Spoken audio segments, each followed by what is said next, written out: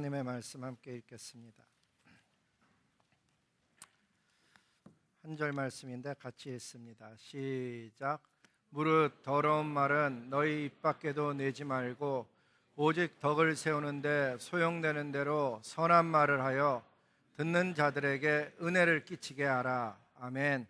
옆에 분들과 인사합니다. 참 잘 오셨습니다. 주님의 이름으로 축복합니다. 내 삶 속에서 바꿔야 할 것이 있다면이라는 이 말씀은 에베소서 말씀 4장 29절을 통해서 하나님께서 은혜를 주셨는데, 로마가 지배하고 있던 아시아 지역에서 가장 큰 도시는 에베소라는 도시였습니다. 그러니까 로마가 지배하는 전 세계, 특별히 아시아 속에서 제일 큰 도시는 에베소라는 도시였어요. 이 에베소라는 도시는 오늘날 터키 땅에 있습니다. 근데 사도 바울은 터키 땅 에베소라는 도시의 두란노 서원에서 2년 넘게 말씀을 가르쳤어요. 그가 아데미 신전의 사건으로 그 땅을 떠나 다른 곳에 가서 말씀 전하다가 로마 감옥에 갇히게 되었고, 사도 바울은 그 감옥에서 오늘 우리가 읽은 에베소 이 소설을 쓴 거예요. 에베소 교인들에게. 내용은, 그 많은 내용을 줄이면은 어떤 내용인가 하면, 그리스도인들은 창세전에 이미 하나님께서 구원하시기로 작정된 사람들입니다. 당신들은 죄로 인하여 죽었던 영이 살아난 자들로서 하나님께서 부르신 소명을 쫓아 사십시오.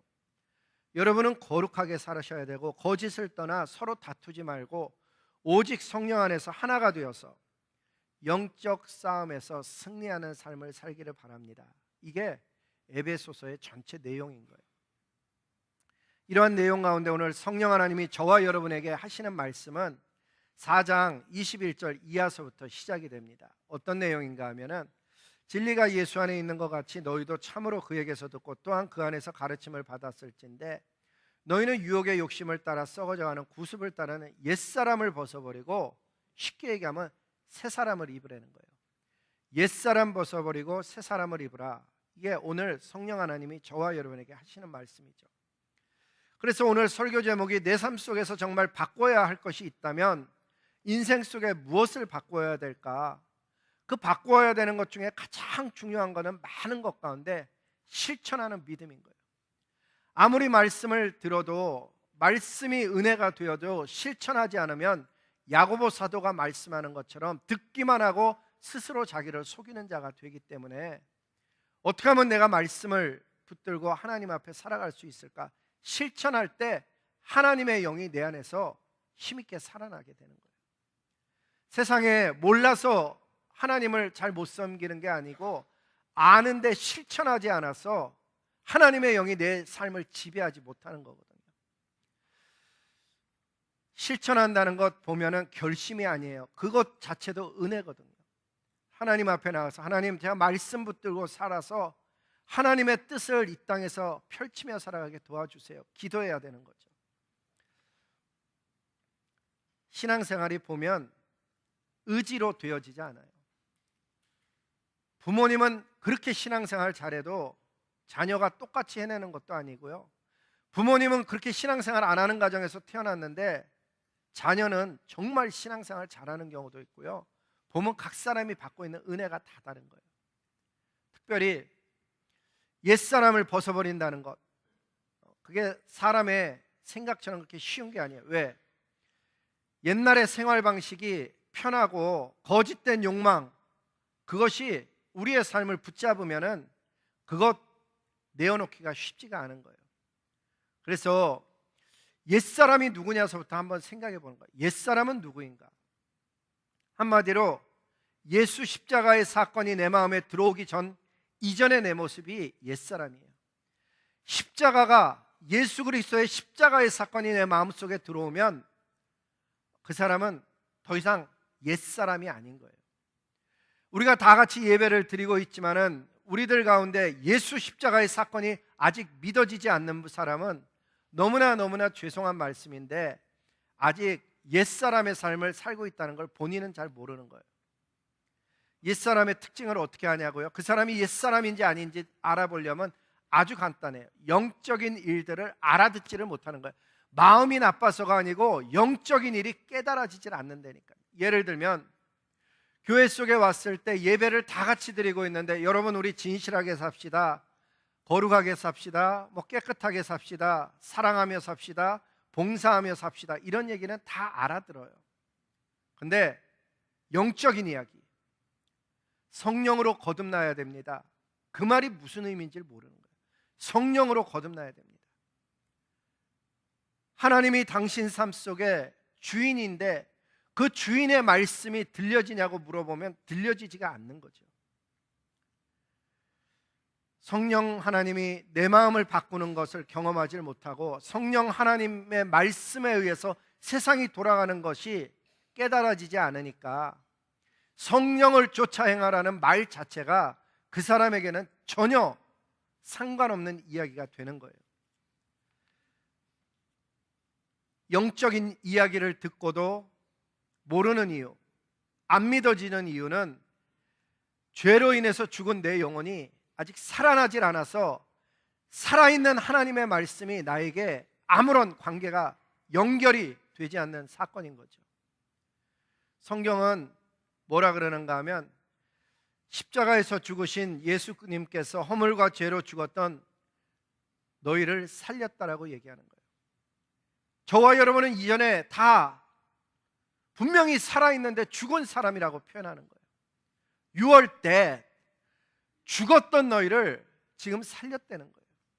아니, 난 죽은 적이 없는데 왜 살아있는 나를 죽었다고 표현하나? 그것은 영이 죽었다는 것을 의미하고 있기 때문에, 허물과 죄로 너의 영이 죽었었는데 그 가운데 너희 죽었던 영혼을 하나님이 살리셨음으로 인해서 너희는 새 생명의 사람이 되었다는 거예요. 말씀을 계속 읽어보면 이래요. 너희는 그 죄와 허물 가운데 행하여 이 세상 풍조를 따르고 영으로 살아나기 전까지는 세상을 쫓아 사는 사람이 되는 거예요. 세상에 가치 있는 것이 자기에게도 가치 있는 삶이 되고 세상에 중요한 것이 자기에게도 중요한 삶이 됐던 거예요. 영으로 살아나지 않으면 하나님의 말씀에 순종하여서 아프리카로 미얀마 땅으로 떠나는 것을 이해하기가 쉽지가 않죠. 너희가 예전에는 공중의 권세 잡은 자, 원수 사단마귀를 따라 살던 사람들인데 그 공중 권세 잡은 자가 누군가 하면 지금 불순종의 아들들 가운데 역사하는 영이라 그러는 거예요. 그래서 복음이 들었음에도 불구하고 복음이 마음속에 들어오질 못하는 거예요. 아니, 원수 사단마귀가 허락하는 범위가 있는데 교회는 가도 돼요. 예배는 드려도 돼요. 그런데 성령으로 거듭나거나 말씀 붙들고 하나님의 말씀을 지키며 살아나가는 믿음의 행위를 못하게 하는 거예요. 이사야서 1장을 읽어보면 하나님이 탄식하기를 너희가 그렇게 양 잡고 소 잡는 것이 나에게 무슨 유익이 있느냐? 너희는 내 마당만 밟을 뿐이니라. 원수 사단마귀가 원하는 것은 첫째는 복음에 반응하지 못하게 하는 것이고, 혹시나 반응하는 일이 일어났다 할지라도 그 사람의 삶을 끝까지 붙들어서 하나님에게 순종하지 못하게 만드는 거예요. 예배는 드리지만 예배가 삶이랑 연결되지 않는 사람, 말씀은 듣지만은 그 말씀이 내 영을 깨워서 일으켜서 하나님께 순종하지 못하게 하는 불순종의 아들들 가운데 역사하는 영이 그 사람의 영을 붙잡고 있는 거죠. 그런데 왜 은혜인지 어떤 사람들에게는 복음이 들려질 뿐만 아니라 그 복음이 마음에 깨달아질 뿐만 아니라 말씀을 붙들고 살아가기를 소망하게 된 거예요. 원해서 들은 게 아니고 사실은 들려진 거예요. 복음으로 너희를 불렀다고 성경 기록해요. 데살로니가 후서 2장 14절에 보니까 복음으로 너희를 불렀는데 목적이 뭔가 하면 예수 그리스도의 영광을 얻게 하려 합니다. 복음으로 불러서 해주려는 것이 뭔가 하면 예수 그리스도의 영광을 얻는 삶을 살게 한다는 거예요. 요한복음 말씀으로 하면 양들로 생명을 얻을 뿐만 아니라 더 풍성한 삶을 살게 하기 위해서 하나님이 우리를 불러주셨다는 거예요. 예수를 믿고 산다는 얘기는 주일날 한 번 와서 예배드리고 또 막 자기 삶을 살아가는 그런 이야기가 아니고, 예수를 믿는다는 사건은 하나님 나라를 장차 유업으로 받을 사람일 뿐만 아니라 이 삶의 여정 속에서 성령 하나님과 걸어가면서 예수 그리스도의 영광을 얻기에 합당한 삶으로 점점 더 변화되어져 가는, 마지막 날에 주님이 우리를 구원하실 때는 완전해서 구원하는 것이 아니고 완전하신 예수 그리스도의 그 보혈의 능력 때문에 불완전한 우리를 구원해 주시겠다고 약속했기 때문에 그게 복음이 되는 줄로 믿습니다. 그렇게 구원받은 우리에게 문제가 있어요. 저와 여러분에게 문제가 있다고. 무슨 문제가 있냐? 예수 그리스도의 십자가 사건으로 죄의 형벌, 죄의 문제는 해결이 되어졌지만 저와 여러분이 육신을 입고 살고 있기 때문에 아직도 우리는 죄성, 영향력을 받고 있는 거예요. 그래서 바깥에서 죄가 나를 유혹하면 안에 있는 내 영이, 그리스도를 즐거워해야 될 내 영이 그 죄성이 남아있기 때문에 바깥에서의 유혹에 반응을 하고 있는 거예요. 저와 여러분만 그 문제를 안고 있고 신앙생활 잘하는 사람은 괜찮을까? 아니에요. 성경에 보니까 신약 성경을 16권 혹은 13권을 쓴 것으로 추정되는 사도 바울 선생님이 다음과 같은 고백을 합니다. 한번 보시겠어요?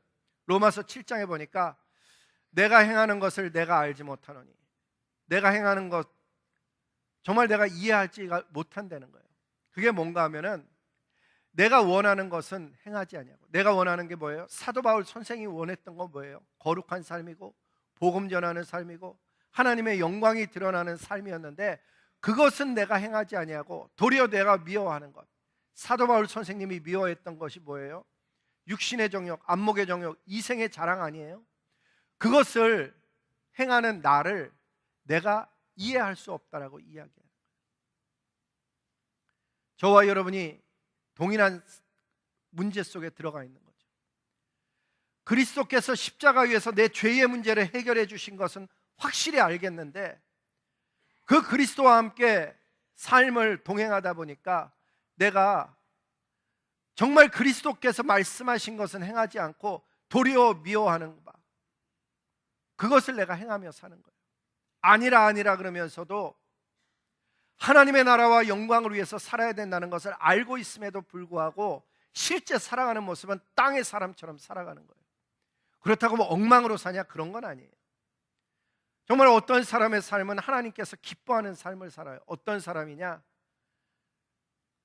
받은 믿음이 작은데 최선을 다해서 말씀을 붙들고 씨름하며 살아가는 사람, 하나님의 관심을 끄는 사람이에요. 믿는 가정에서 태어나서 지금까지 믿음 생활을 해오면서도 이제 간 믿은 사람과 별 차이 없이 사는 사람, 성령을 근심케 하는 사람이에요. 그 속에 제가 있고 그 속에 여러분이 있는 거죠. 신앙은 행하지 않으면 아무 의미를 갖질 않아요. 그래서 이 사순절 기간에 하나님 앞에 나아가 정말 기도해야 되는 제목이 있다면, 하나님, 내가 완전한 삶을 이야기하는 것이 아니고 작은 것 하나라도 붙들고 말씀대로 살아가는 것을 내가 하나님 앞에 힘쓰게 도와주시옵소서, 기도해야 되는 거죠. 성령 하나님이 오늘 우리에게 말씀하시는 거예요. 옛사람을 벗어버리라. 버튼 하나 누르면 쫙, 무슨 아이언맨처럼 그렇게 되는 경우도 있겠지만 많은 경우는 하나하나 지퍼도 내려야 되고 버튼도 풀러야 되는 거죠. 시간이 걸리는 과정이에요. 분명한 것은 옛사람을 벗어버리는 일은 하나님이 싫어하는 것을 벗어버리는 거예요. 자기 삶 속에 하나님이 싫어할 게 뭘까 살펴보고 하나님이 싫어할 것을 벗어버리는 거예요. 내가 원하는 것과 성령이 원하는 것이 같을 수도 있지만 다른 것도 있거든요. 그 다른 것은 어느 게 맞는지 모르면 하나님 앞에 엎드리는 거예요. 그 과정 속에서 반드시 만나게 되는 게 뭔가 하면 사단이 나를 놓기를 얼마나 싫어하는가를 알게 되는 거예요. 사단이 나를 놓기 싫어하면 어떻게 할 것 같아요? 여러분, 인생을 한번 잘 생각해 보세요. 사단이에요. 내가 사단인데 내가 저 사람을 붙들고 있어요. 어떻게 하면 저 사람을 끝까지 붙들고 있을 것 같아요? 어려움을 주면은 저 사람은 하나님 앞에 기도할 사람이야. 그러니까 어려움 웬만하면 안 줘요. 왜? 그 사람 어려우면 하나님 앞에 나가 엎드리고 울며 불며 회개하고 하나님께로 뛰어갈 사람이니까. 평안하게 해줘야 그 사람은 나에게 계속 붙어 있는 거예요. 세상에 안목의 정욕, 이생의 자랑을 계속 피딩해주면 그 사람 스스로 무너지는 거예요. 여러분, 솔로몬이 전도서에 써놓은 게 뭐예요? 정말 관심이 있다면 전도서 1장 2장만 읽어봐도 사단이 어떻게 하는가를 알 수가 있어요. 솔로몬이 하나님을 떠나는 과정 속에서도 계속해서 피딩됐던 게 뭔 줄 아세요? 내가 내 원하는 걸 다 해봤다. 과수원도 만들어보고 거기에 수목도 심어보고 거기에 연못도 파보고 종들도 가져보고 종들이 종의 자녀를 낳는 것도 보고 심지어 노래하는 자들과 악기하는 자들과 여인들을 술에 자기가 쾌락이라고 생각하는 모든 것을 해보았는데 결국에 깨달은 게 뭐예요? 헛되고 헛되니 헛되고 헛되도다. 모든 것이 헛되다는 거예요. 왜 그래요? 죽음의 문제를 뛰어넘지 못하더라는 거예요. 어느 날 정신을 차려보니까 그 하나님을 섬길 수 있는 자기가 아닌 거예요. 예전처럼 마음만 먹으면 하나님께 달려갈 수 있었을 것 같고 마음만 먹으면 기도할 수 있을 것 같았는데 어느 순간서부터 마음을 먹어도 기도하지 못해요. 어느 순간서부터 마음을 먹어도 금식하지 못해요. 어느 순간서부터는 마음을 먹어도 그렇게 순수하게 하나님 앞에 엎드리지 못하는 자기를 발견하게 돼요. 하나님의 은혜가 무엇인가 하면 그런 날이 오기 전에 우리에게 하나님은 말씀하시는 거예요. 원하는 것은 행치 아니하고 도리어 미워하는 것을 행하고 있는 나를 향해서 하나님이 부르시는 거예요. 옛사람 벗어버리고 새사람 입으라. 그래, 두 번째 보면 오직 너희의 심령이 새롭게 되어 새사람 입으라. 보면 뭐가 새로워져야 돼요? 심령이 새로워져야 되는 거예요. 스피리추얼리 리뉴얼 되지 않으면 새사람의 길을 결코 갈 수 없어요. 결심만 가지고는 안 돼요. 어떤 사람은 영적인 일이 자연스럽게 일어나요. 어떤 영역은 성령이 임해서 자연스럽게 해결이 돼요. 그런데 이상하게 어떤 영역은 정말 안 고쳐지는 거예요. 제일 어려운 사람이 누군가 하면 아예 차갑거나 뜨거운 사람은 쉬운 사람이에요. 미지근한 사람이 제일 하나님께 힘든 사람이거든요. 오늘 에베소서 4장 22절은 이런 영역에 대해서 말씀해요. 7가지 영역인데 이 7가지 영역을 잘 읽어보면 나랑 상관없는 경우도 있어요. 제가 하나하나를 이렇게 설명하려고 그래요. 참된 것을 말하는 것, 그것은 용기이고 겸손함입니다. 참된 것을 말하는 사람에게는 허영심이나 헛된 욕망이 쫓겨나갑니다. 어떤 상황에서든지 참된 것을 말할 수 있는 지혜를 받은 자는 복된 사람입니다. 인생을 살면서 참된 것을 말하며 살면 삶이 평안해지고 문제들이 가라앉습니다. 진짜예요. 참된 것을 말하는 거 용기인 거예요. 그리고 그건 겸손함이에요. 어떤 사람은 괜히 자기를 그러지 않아도 되는데 괜히 높이는 사람이 있죠. 지혜 없음이에요. 지혜가 없으니까 괜히 허영심에 사로잡히는 거고 지혜가 없으니까 헛된 욕망을 쫓는 거예요. 하나님께 기도해야 되는 것은 하나님, 내가 참된 것을 말하며 사는 하늘의 사람 되게 도와주세요. 근데 여기 우리가 참된 것이라고 번역해서 그렇지 영어에 보면 사실은 뭐라고 되냐면 What is good and true? 좋은 것을 얘기하며 사는 거예요. 그러니까 쉽게 얘기하면 하나님, 내가 좋은 것을 얘기하며 사는 사람 되게 해주세요. 사람을 만나보면 그 사람이 뭘 얘기하는가가 각각 다른 거 아세요? 어떤 사람을 만나면 맨날 뉴스를 가지고 오는 사람이 있어요. 조심해야 될 사람이에요. 사실은 만나서 진짜 좋은 사람은 누군가 하면 굿뉴스, 세상에 어려운 일들, 망한데, 힘들 거래, 어렵대, 싸웠대, 다퉜대 이런 소식까지 오는 사람은 조심해야 될 사람이고, 진짜 반겨야 되는 사람은 누군가 하면 예수 그리스도의 참된 복음의 소식, 굿뉴스를 가져오는 사람이에요. 에베소서 4장 26절에 나오는 분을 내지 말라 그러는데요. 분을 내어도 사람이니까 너 분 낼 수 있다. 하나님이 그걸 아시는 거예요. 너 분을 내기는 내어도 죄는 짓지 마라. 분을 냈어요. 근데 죄를 안 지으려고 그러면 어떻게 해야 돼요?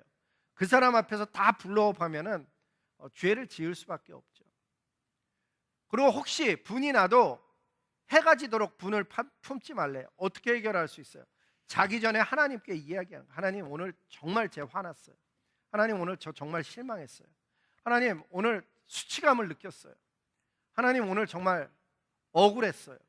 하나님 앞에 내어놓고 그 일에 대해서는 끝내야 되는 거예요. 어떤 일을 계속 끌고 가는 것처럼 지혜 없는 일은 없어요. 그것은 어제의 일이에요. 어제가 오늘의 나를 지배하지 못하도록 해야 되는 거예요. 오늘의 나는 새로운 나예요. 왜냐하면 날마다 주님이 브랜드 뉴 데이를 주고 계시기 때문이에요. 그래서 분이 있는데 그 분을 그날 해결해야 되는 거예요. 누구와? 하나님과 해결해야 되는 거예요. 그렇게 안 하면 어떤 일이 생긴대요? 마귀에게 틈을 주게 되는 거예요. 왜 분내는 데서 마귀에게 틈을 주지 말라고 경고했는가 하면, 분내다 보면 우리는 라인을 넘어가기가 쉬워요. 정당함에도 불구하고 라인을 넘어간다고요. 두 사람이 싸웠어요. 근데 A라는 사람이 정당해. 근데 어떤 이유에서든지 A가 B에게 폭력을 행사했어요. 갑자기 정당성이 다 사라지는 거예요. 그와 똑같은 거예요. 분을 내는데 라인을 넘어가지 않으려면 하나님께 나아가는 거예요. 완전한 재판장이시고 완전한 주권자이시고 주인 되시는 하나님께 나와서, 하나님, 저 오늘 너무 억울했어요. 하나님, 저 오늘 너무 화가 났어요. 하나님, 제가 오늘 수치심을 느꼈어요. 하나님, 제가 오늘 스스로 부끄러웠어요. 뭐 온갖 거를 하나님 앞에 다 내놓는 거죠. 하루를 지나며 그렇게 살다 보면 어떤 일을 겪게 되냐면, 그 다음날 만나면은 이제 불편해도 웃어야 되잖아요. 왜? 하나님께 해결 받았으니까 자기는. 그래서 이제 그 다음에 만나서 웃으면은 상대방은 웃는 나를 보고 오히려 자기가 잘했다고 생각하는 그런 경우도 만나게 돼요. 그렇게 속이 없어 보이고 어찌 보면 진중해 보이지 않을 수 있음에도 불구하고, 그런데 주인이 누군가 하면 사람들이 아니고 하나님이신 거예요. 하나님의 말씀 때문에 태도를 달리하는 것, 그게 그리스도인이에요. 하나님의 말씀 때문에 결정을 다르게 하는 것, 그게 그리스도인이에요. 그게 행하는 믿음을 가진 사람. 하나님의 말씀 때문에 내가 상대를 안 해야 될 사람을 상대하는 게 하늘의 사람의 모습인 거예요. 또 한 가지, 주님은 이런 얘기도 하죠. 빈궁한 자에게 줄 것 있는 인생이 되라고. 맞아요. 빈궁한 사람에게 줄 것 있는 삶을 살아야 되는데, 그렇게 되려면 더 부지런한 삶을 살아야 되죠. 그리스도인이 부지런해야 되는 이유는 주님의 말씀 때문이에요. 그냥 세상에서 성공하기 위한 부지런 정도가 아니고요, 하나님의 말씀처럼 살려면 부지런을 떨어야만 되는 경우가 많아요. 그렇다고 과로하거나 그러한 얘기는 아니죠. 특히 남의 것을 가지고 도와주는 생색내는 일을 하지 말고, 하나님의 말씀을 보면 뭐라 그랬는가 하면, 직접 수고하여 빈궁한 자를 도와주라. 7가지 나온 리스트에 보면 수고하여라고 그렇게 하나님이 지칭을 정확하게 했어요. 맞아요. 성경은 제 손으로 수고해서 선한 일을 하라고 말씀하셨어요. 성령 하나님은 하나님의 영임에도 불구하고 근심하기도 해요. 예를 들면 자녀가 뭘 잘못하고 있잖아요. 그러면 부모에게 근심이 되죠. 이 근심이 된다는 건 아주 특이해요. 자녀가 엄마 이제 내일이니까는 나한테 이래라 저래라 하지 마세요. 내가 알아서 갈래요. 고등학생이 독립을 선언했어. 그러면 부모의 마음이 어때요? 근심이 되죠. 그런데 왜 더 꽉 안 쥐어요? 꽉 쥐면 아이가 망가질까 봐. 그 얘기가 딱 하나님의 마음에 같은 얘기예요. 하나님 앞에 우리가 독립을 선언하거든요. 내 마음대로 가는 거예요. 그러니까 성령님이 근심하죠. 성령님이 근심 안 하게 하려고 그러는 방법은 아주 간단해요. 성령님과 대화를 하면 돼요. 아이가 독립을 선언하는 것이 아니고, 엄마, 그렇게 얘기하면 내 마음이 힘든데 엄마는 이런 면은 생각해 봤어요? 하면서 얘기를 하면은 엄마도 얘기를 할 수 있는 룸이 있잖아요. 아이가 뭘 결정할 때 아빠, 내가 이렇게 결정하려고 그러는데 아빠 어떻게 생각하세요? 그러면 같이 이야기함으로 인해서 근심이 변해서 뭐가 되냐면 기도 제목이 되는 거예요. 아빠랑 같이 기도하자. 아빠도 너를 위해서 기도해 줄게. 성령님이 왜 말씀과 기도를 강조하는가 하면 하나님 아버지와의 대화 속에서 우리가 하는 일이 딱 그런 일과 똑같은 거예요. 하나님은 기대하기를 저와 여러분이 말씀과 기도로 하나님과 관계를 맺기를 원하셔요. 특히 하나님께서는 우리가 인생길 가면서 주변 사람과의 관계가 어때야 된다고 말씀하는가 하면 너그럽고 불쌍히 여기고 서로 용서해 주는 삶을 기대하셔요. 아까 7가지 좀 다시 올려봐 줄래요? 7가지의 내용을 보면 하나님께서 원하시는 모습을 보면 성령을 근심케 하지 말라 밑에서 3번째 보고 4번째서부터 뭐라, 그 다음 6번째 건데 분노, 욕설, 소리 지르는 것, 비방하는 것, 그런 거를 버리고 서로 너그럽게 대하고 불쌍히 여기고 서로 용서하래요. 여기는 얘기할 게 참 많죠. 서로 너그럽게 여기고 용서해라. 어느 정도를 해야 되냐? 성경에 마태복음 18장에 보면 아주 유명한 비유가 나오는데 한 왕이 이제 종과 이야기하는 장면이에요. 한 왕이 종과 계산을 하는데 보면 1만 달란트를 종이 왕에게 빚졌어요. 왕은 그 종에게 아내와 자식은 물론이고 그가 가진 모든 것을 팔아서 갚으라 그랬어요. 어떻게 갚으라고요? 아내와 자식을 다 팔아서 갚아라. 그게 왕의 요구였어요. 종이 왕에게 간청을 해요. 불쌍히 여겨주십시오. 왕은 그 종을 불쌍히 여겨서 빚을 탕감해 줬어요. 그랬더니 그 종이 나가다가 자기에게 100데나리온 빚진 자를 만난 거예요. 멱살을 붙잡고 내 돈을 내어놓으라고 재촉을 했어요. 100데나리온 빚진 자가 그 종에게 조금만 참아달라며 불쌍히 여겨달라 그랬어요. 그랬더니 그 종은 불쌍히 여기질 않고 빚을 갚을 때까지 감옥에 넣어두었다고 그 비유에서는 기록을 하는 거예요. 그 일을 본 다른 종들이 왕에게 가서 일러 바쳤어요. 왕이 그 종을 불러다가 한 말이 지금 떠있는 저 말씀이에요. 악한 종아, 네가 빌기에 내 빚을 전부 탕감하여 주었거든. 내가 너를 불쌍히 여김과 같이 너도 내 동료를 불쌍히 여김이 마땅치 아니하냐. 이게 하나님의 관점이라는 거예요. 하나님은 저와 여러분에게 갚을 수 없는 주홍빛과 같은 죄악을 십자가로 용서해 주셨어요. 그런데 교회에서 조금 얽혔다고, 살다가 조금 삶이 얽혔다고 용서 안 하고 안 만나주고 그 사람과 관계를 끊어버리는 거예요. 하나님이 기대하는 것은 너그럽게 불쌍히 용서해 주는 것을 기대하셔요. 왜? 하나님이 우리에게 그렇게 해줬으니까 우리도 그렇게 하기를 기대하시는 거예요. 여러분, 한 데나리온이라 그러니까는 단위가 잘 안 다가오잖아요. 한 데나리온은요 노동자의 하루 품삯이에요. 100데나리온이라 그러니까 약 3개월치 품삯을 빚진 거거든요. 근데 여러분 1만 달란트라 그랬거든요. 근데 달란트는 얼마나 데나리온으로 바꾸잖아요. 그러면 6천 데나리온이에요. 6천 데나리온 곱하기 1만을 해보세요. 어마어마한 숫자잖아요. 다시 얘기하면 이 비유에서 하고 싶었던 얘기는 갚을 수 없는 돈을 빚진 것을 이야기하는 거예요. 갚을 수 없는 은혜를 빚진 사람을 이야기하고자 해서 100데나리온과 1만 달란트를 이야기했던 거예요. 정말 용서하기 힘든 사람도 있어요. 다시는 저 사람 만나기 싫은 그런 사람도 있는데, 그런데 주님은 뭐라 그러는가 하면 그 사람이 용서를 구할 때 용서해 주는 것은 물론이고 내 마음에서 용서를 해줘야 되는 거예요. 에베소서 4장 32절 한번 같이 읽어볼까요? 에베소서 4장 32절 시작. 하나님이 그리스도 안에서 너희를 용서하심과 같이 하라. 하나님이 그리스도 안에서 우리를 어떻게 용서해 줬어요? 아무 조건 없이, 아무 조건 없이 예수님 보고 우리를 용서해 준 거예요. 우리는 어떻게 용서해야 되냐? 주님이 말씀하셨으니까 용서해야 돼요.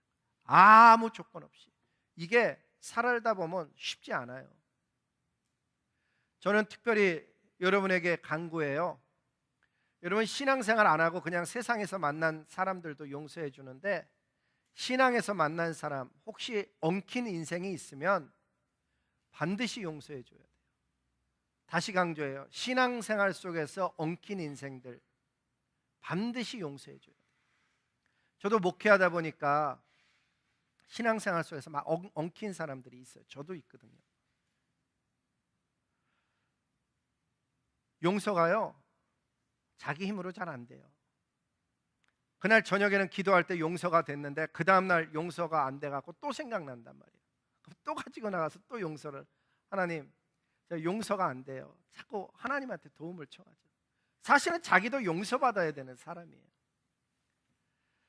그런데 정말이에요. 우리가 같이 신앙생활 하다가 예를 들면 어떤 사람들이 교회를 나갔어요. 다른 교회를 시작했어요. 그럴 때 우리가 그 이야기를 조심해서 해야만 하는 이유는 뭔가, 꼭 기억하세요. 형제이기 때문이에요. 이 땅에 사니까 이 교회, A 교회, B 교회, C 교회가 있지, 하나님 나라 가면 다 자녀가 돼서 하나님은 아버지를 아바 아버지라 부르는 가족이 돼야 되기 때문에 천국 가서도 계속 만나야 되는데, 여러분 천국 가서 그 사람 옆집에 살게 되면은 얼마나 어색하겠어요. 그러면 안 되는 거잖아요. 그래서 어떻게 해야 되냐면 마음을 넓혀야 되는 거예요. 그리스도를 보고 나를 용서해 준 같이 하나님의 말씀이기 때문에 나도 용서해 주는데, 사실은 용서해 줄 것도 없어요. 잘 보면 내가 용서받아야 되는 사람, 내가 용서받아야 남도 용서해 줄 수 있는 거죠. 그래서 신앙생활하면서 따라해 봅시다. 아무도 미워하지 아니하고 아무도 싫어하지 않는 사람, 천국을 소유한 사람이다. 정말이에요. 여러분 신앙생활 10년, 20년, 30년, 40년 하신 분들 만나보세요.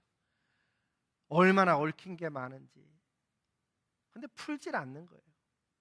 그래서 누가 풀어야 될 것 같아요? 여러분 누가 먼저 찾아와서 막 잘못했다 그래야 될 것 같죠? 근데 어떻게 하면 제일 좋은 줄 아세요? 자기 마음에서 먼저 풀어야 돼요. 그래야 그 사람을 나중에 만나면 자연스럽게 풀려요. 용서가 얼마나 힘든 줄 아세요? 우리는 자기가 받은 것은 잊어버리고 눈에 보이는 것을 멱살을 잡는다니까요. 지금 이 종의 이야기는 남의 이야기가 아니에요. 저의 이야기고 여러분의 이야기예요. 하나님에게 용서받은 그 어마어마한 것은 다 잊어버리고 1만 달란트는 잊어버리고 나한테 잘못한 사람 내가 절대 용서 못해. 이 인간은 만나지 않아야 돼. 이 인간은 인생 속에서 다시는 상관하지 말아야 돼. 그러고 살아가면은 정말 하나님이 우리에게 기대하시는 바와 같은 극상품 포도가 아닌 거예요. 진짜 배기가 되고 싶으세요? 그러면 내 생각, 내 의지랑 상관없이 하나님 말씀 그대로 순종하는 거예요. 정말 용서 못하겠으면 용서할 수 있는 힘을 달라고 기도라도 해야 되는 거예요. 하나님, 저 사람 정말 용서 못하겠어요. 용서할 수 있는 힘을 주세요. 그럼 나중에 하나님이 분명히 비슷한 얘기 들을 거예요. 야, 너도 그래. 야, 너도 그래. 우리가 다 은혜가 필요한 사람이고 우리가 다 자비가 필요한 사람이에요. 하나님의 그 은혜와 자비 아니면은 아무도 예배드릴 수 있는 온전한 사람이 없는 거예요. 그래서 하나님 앞에 나갈 때 어떤 마음을 가지고 나가야 되냐? 새 사람을 입으라 그랬으니까, 옛사람 벗어버리라 그랬으니까 옛사람의 나는 용서하지 못하는 사람이에요. 새 사람의 나는 말씀에 순종하는 사람이에요. 그 말씀이 뭐예요? 하나님이 그리스도 안에서 너희를 용서하심 같이 용서하라. 하나님이 나를 어떻게 용서해 줬어요? 아무 조건 없이 주홍빛보다도 더 붉었던 죄를 흰 눈보다 더하게 씻어주셨으니까 잊어주는 거예요. 그럴 수 있지. 살다 보면 그럴 수도 있어. 그리고 그 일은 하나님이 하실 일이지 내 일이 아니야. 요셉이 형들에게 뭐라 그래요? 내가 하나님을 대신하리이까. 형들의 일에 관해서 내가 하나님을 대신하리이까. 그건 내 일이 아닌 거예요.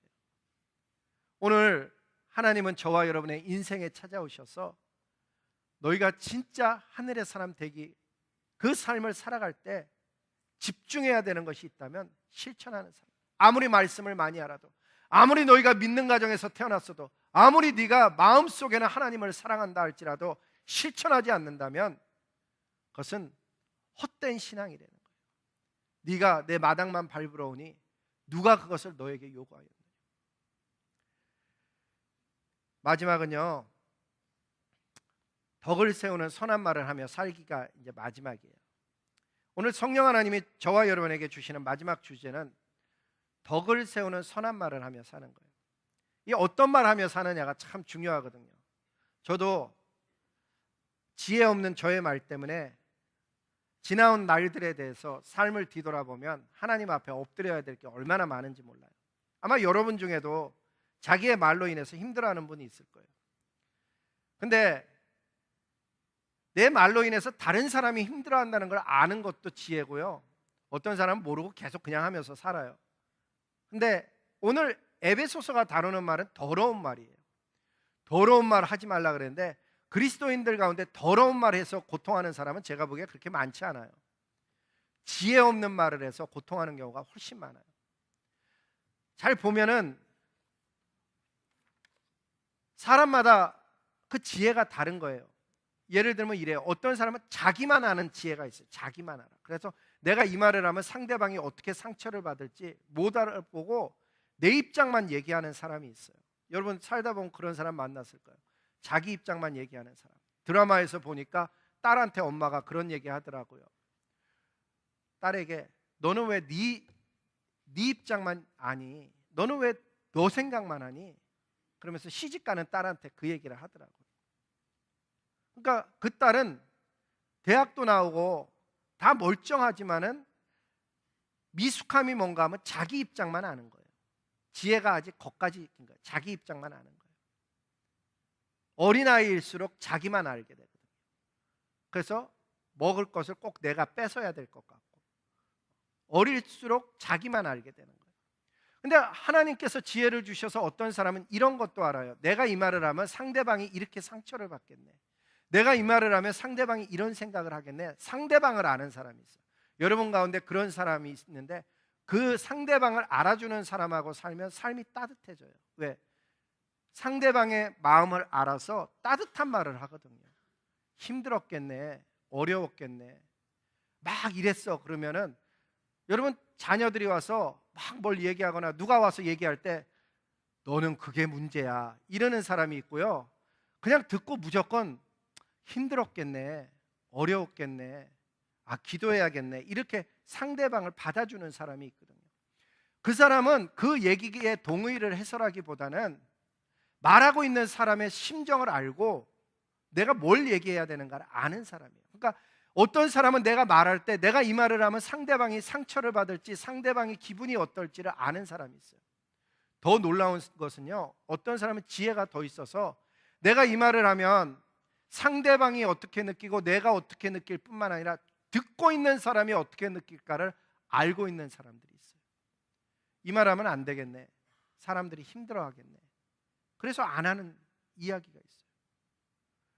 지혜가 더 많아지면요, 나만 보는 게 아니고 상대방만 보는 게 아니고 주변 사람들만 보는 게 아니고 이 얘기를 하나님이 들으면 어떻게 생각하시겠나를 아는 사람이 있어요. 내가 이 말하면 하나님이 마음 아파하시겠네, 내가 이 말을 하면 하나님이 기뻐하시지 아니하시겠네, 내가 이 말하면 하나님이 격려해 주시겠네, 하나님의 마음을 아는 사람이 있어요. 사람마다 받은 지혜가 다 달라서 말하고 사는 게 다 다른데 하나님께서 우리를 격려하는 것은 뭔가 하면 너 덕을 세우기 위해서 선한 말을 하며 살아라, 이거를 말씀하신 거예요. 그러니까 하나님께서 말씀하시면 그걸 반드시 공급해 주셔요. 하나님 덕을 세우며 선한 말을 하며 살고 싶은데 지혜를 주세요. 하나님 저렇게 살게 지혜를 주세요. 나를 위해 죽으신 예수님 때문에 말하는 습관을 바꾸는 것. 사순절인데 어떤 사람은 사순절 기간이 시작이나 끝이 거의 변함없는 사람이 있고 어떤 사람은 사순절에 애를 쓰는 사람이 있는 거예요. 나를 위해 십자가 위에서 죽으시면서까지 그 피로 가치 있는 인생 살라고 불러주셨는데 하나님이 저와 여러분을 부르실 때는요, 아들의 가치를 내어주고 우리를 사신 거거든요. 그의 피로 사신 인생이에요. 놀라운 가치를 가진 인생이죠. 사시면서 하나님의 뜻은 무엇이었는가 하면, 자 이제 너는 죄로부터 자유케 되었으니 행복한 삶, 의미 있는 삶, 가치 있는 삶, 영원한 삶을 한번 살아봐라. 그리고 우리한테 시간을 준 거예요. 그 시간 동안에 내가 무슨 말을 하며 살아가는가? 하나님의 기대는 무엇인가 하면 믿음의 말을 하길 원해요. 12정탐꾼의 이야기를 읽어보면 10정탐꾼의 얘기는 추로스, 맞는 얘기예요. 거기는 안악자손이 있었고 견고한 성읍이 있었어요. 자기들이 보기에도 스스로 메뚜기 같았어요. 10명은 팩트 그대로를 이야기했는데 하나님이 그 사람들을 잘했다라고 얘기하는 게 아니고 믿음으로 얘기한 여호수아와 갈렙을 하나님이 칭찬하신 거예요. 하나님이 오늘날 저와 여러분에게 기대하는 것은 믿음의 이야기를 하며 살려는 거예요. 하나님이 도와주실 거예요. 하나님이 함께 하실 거예요. 여러분 주변에서 친구들의 이야기를 들을 때 하나님이 함께 하실 거야 라고 이야기하는 사람, 하나님이 반드시 은혜 주실 거예요. 어려운 일은 그냥 어려운 일이 아니고 하나님이 주시는 놀라운 축복의 기회라는 것을 깨달은 인생들마다 그 어려운 일을 겪는 사람을 향해서 기도해 줄게, 하나님이 도와주실 거예요. 믿음의 이야기를 하며 살라고 주님은 우리를 격려하시는 거예요. 그게 덕을 세우는 얘기예요. 선한 말이라는 것은 그냥 귀에 듣기에 선한 얘기를 하는 게 아니에요. 듣고 살아나는 이야기, 듣고 하나님을 바라보는 이야기, 듣고 하나님 안에 소망을 갖는 이야기를 하며 살라고 주님이 저와 여러분을 오늘 이 아침에 말씀하시는 거죠. 내 속에 정말 바꿔야 할 것이 무엇일까? 옛사람을 벗어버리고 새사람을 입어야 되는데, 시작하면서 말씀드렸다시피 설교를 1년에 50개, 10년이면 500개를 듣고 사는 인생인데 하나씩만 바꿔도 우리 인생은요 굉장히 빠른 시간 안에 변화될 거예요. 오늘도 여러분은 말씀을 듣고 무엇을 결심하시렵니까? 작은 교회 공동체 가서 보니까는 오늘 삶을 뭘 바꾸시겠습니까? 이것처럼 이렇게 오늘 설교를 듣고 무엇을 실천하시렵니까? 그랬더니 뭐 실천은 뭐 이렇게 대답을 안 하잖아요. 그러면 야고보 사도의 말씀을 꼭 기억해야 돼요. 야고보 사도가 뭐라 그랬는 줄 아세요? 듣기만 하여 행하지 않는 자는 스스로 속이는 자래요. 하나님의 말씀을 들으면 뭐 하나라도 붙잡고 하나님 내가 이런 삶 살게 도와주세요. 하나님 앞에 스트러글하는 인생이 되면 하나님은 완전한 자를 구원하시겠다는 게 아니에요. 의지하는 자, 그 이름을 믿는 자, 예수 그리스도의 말씀에 순종하고자 해서 애를 쓰는 그 사람을 부족하고 허물 많은데 구해주시는 거예요. 오늘도 신앙생활의 마지막은 하나님 앞에 구원받는 면류관이에요. 여러분 이 땅에 살다가 잠깐 오면 만나게 될 그 주님을 향해서 삶을 바꿔나갈 때 하나님께서 우리를 마지막 날 만날 때 착하고 충성된 종이라 불러주실 줄로 믿습니다. 우리 다 함께 기도하시겠습니다.